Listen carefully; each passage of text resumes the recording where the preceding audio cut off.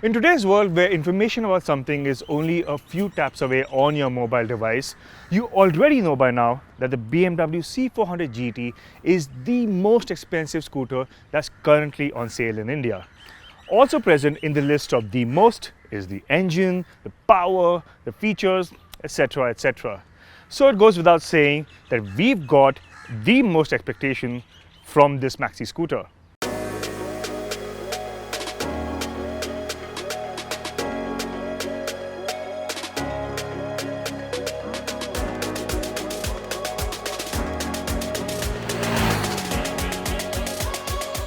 The term maxi scooters has been floating around for some time with the likes of the Aprilia SXR 160 and the Yamaha Aerox 155. However, those are maxi style scooters. Besides the BMW C400 GT, we've only seen two other true to the term maxi scooters go on sale in India: the Kinetic Blaze and the Honda Forza.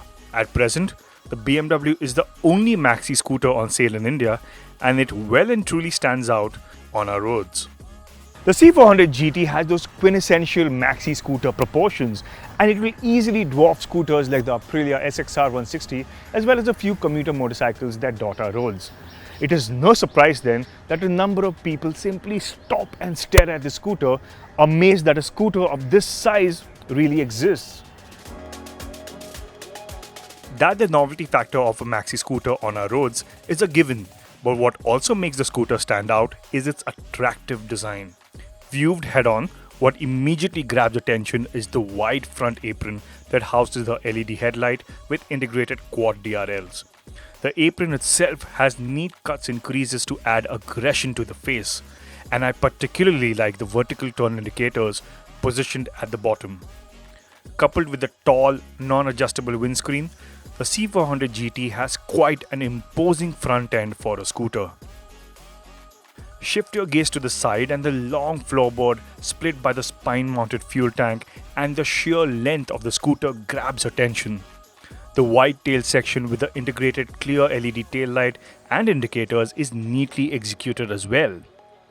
Overall, it is a nice and cohesive scooter design. Since the scooter wears the BMW badge, there is no denying that it's been very well put together. Be it in the quality of the switches, you've also got keyless ignition as well as a keyless fuel filler cap and big TFT display that seems to be taken off BMW's big bikes. One can also pair their phone to the TFT screen and get notifications or navigate to a destination.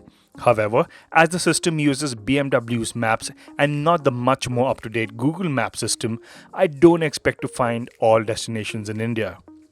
That being said, there's plenty of other information being displayed, including trip data, distance to empty, etc. etc.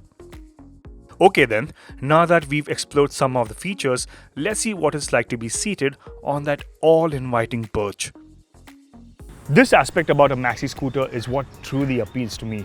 I'm seated in a comfortable bucket seat and there's this padding over here that gives good support to my lower back. I can also stretch my feet over here and this portion now acts as a bump stop as I'm seated in what is a really comfortable riding position. I have to say that this by far is the most comfortable seat that I've ever experienced on a scooter. Another thing to note is that this handlebar is set quite high up, so whether you kept your feet in this position or this, it never fouls with your knees. And while BMW categorizes the C400 GT as an urban machine, the ergonomics are comfortable enough for long highway trips, as we discovered during a couple of Mumbai to Pune runs.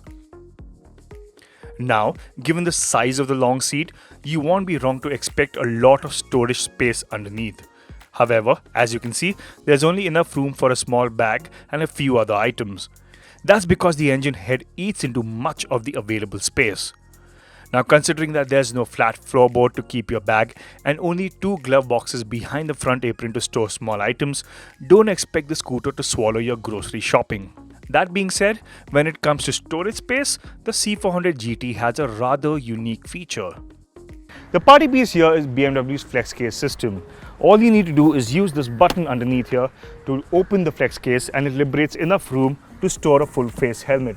Now that makes it really convenient when you don't want to carry your helmet around to the shops or in the office. However, you can't ride the scooter with the flex case extended because there's barely any gap between the bottom of the case and the rear wheel.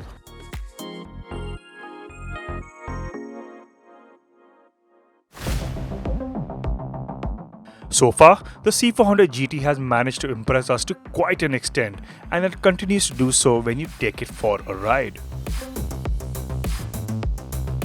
With the biggest and most powerful engine you'll find on any scooter that's currently on sale in India, performance is expectedly great. The C400 GT shoots off the line quite cleanly, accompanied with a rapid rise in the numbers on the speedo. Before you know it, you've crossed 80 km an hour, and even 100 kph comes up with barely any effort.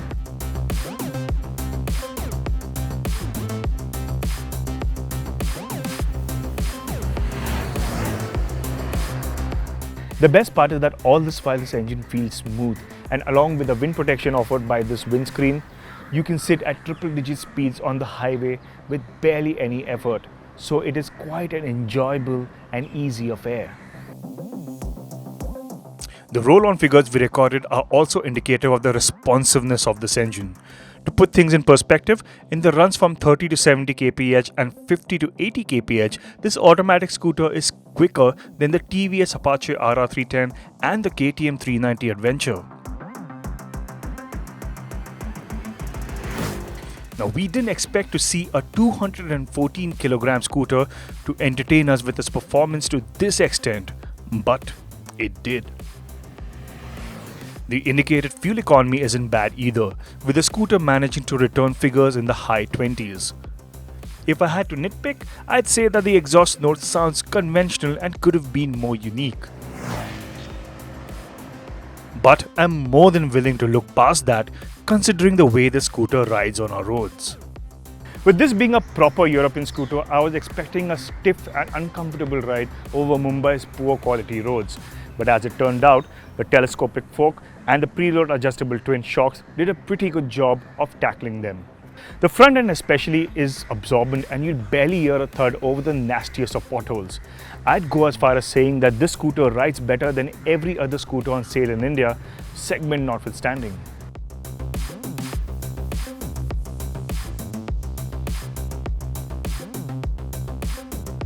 The handling is another strong aspect about the scooter. Despite the long 1500mm plus wheelbase, the scooter feels quite agile. BMW has also got the weight distribution spot on, and the C400 feels stable whether in a straight line or in a corner.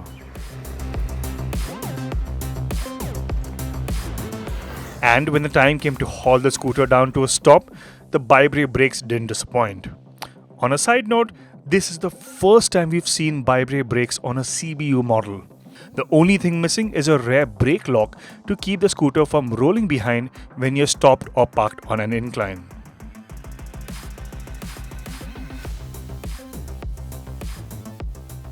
At the end of the day, there is little to fault with the BMW C400 GT. What we've got here is the best scooter that money can buy in India. It has the performance, practicality, features, comfort, the riding experience, and the sheer novelty that makes this hugely appealing. At the same time, the scooter is a lot of fun to ride. It's the price, however, that makes it an indulgence for the well-heeled. At Rs 10.4 lakhs ex-showroom, the C400 GT is in no way a financially sound purchase. But then again, there's nothing quite like the scooter. And if you've always wanted a unique urban runabout, or simply an addition to the other big bikes or your luxury car standing in your garage, the C400 GT is a compelling proposition.